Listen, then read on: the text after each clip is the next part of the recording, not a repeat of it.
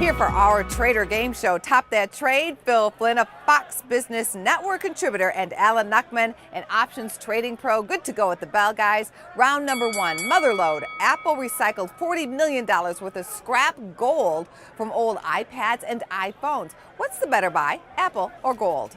Well, $40 million is not a whole lot of money for Apple, first of all. Let's rewind the tape. Let's go back a couple weeks ago. I talked about silver, not gold, as having a breakout. It rallied from $15 to $17, so let's remember that. I think Apple's a better opportunity. A move above 110 targets 130, and my crack research staff from USA Today, the purple section, is talking about Apple going to 135 in the next 18 months. So you can't argue with USA Today. Well, you can, because gold could go to 2,000 in the next 6 months. Listen, I'll tell you something. Apple's had an incredible one, but listen, stocks versus commodities, you know, So what are you going to pick? I'm going to pick gold. I think gold is going to outperform Apple percentage-wise. And you want to know what? If you go back since the beginning of the Apple stock, since the beginning of time, since the beginning of time, I think gold has outperformed Apple. So they also got 23 million pounds of steel, 12 million pounds of glass, 3 million pounds of copper, 6,600 pounds of silver. That's nothing. I know a company that can get gold and silver out of water. Waste. What? No, out of waste. True. What they do is they go in the waste and you wash your hand. The gold gets into so if the you're thing. you swallow gold and they get it out of your waste, not a good business to be in. Next question. The next question brings us to round two. Goldman gouge. Goldman Sachs was tarnished with a $1.6 billion trading loss last quarter. How do you play the banking behemoth? I got to congratulate Alan Nuckman. He beat Goldman Sachs last quarter. Way to go, Alan! Yes. All right, you smart did a guy. lot more. No, they didn't actually lose 1.6 billion. They had made 1.7 billion the quarter before, and so that it evaporated. They still ended up making money. So I'm of the belief that you're not going to bet against Goldman Sachs, Amazon, Elon Musk, a couple of these things you just don't fight. I'm not going to fight it. I agree with Alan in this particular instance. You don't want to fight these guys. These guys know how to make money. They've been doing it for a lot of years.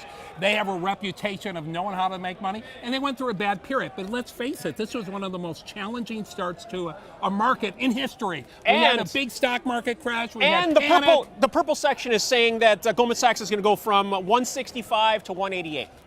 I think the gray section says the same thing.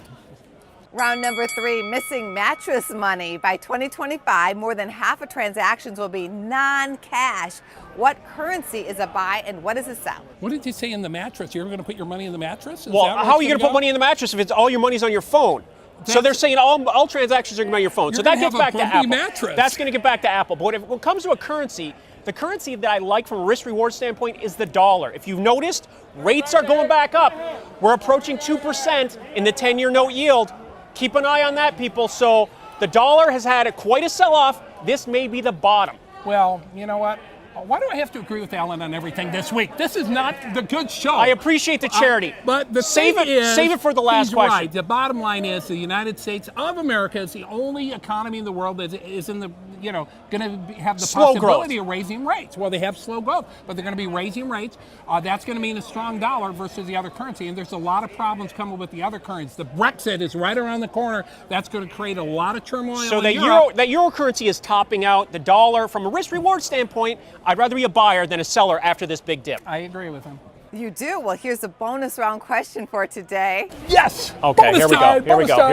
Get ready. All of North America, only one woman was named CEO last year. What company? The Container Store, Salesforce.com, or Madison Square Garden Company?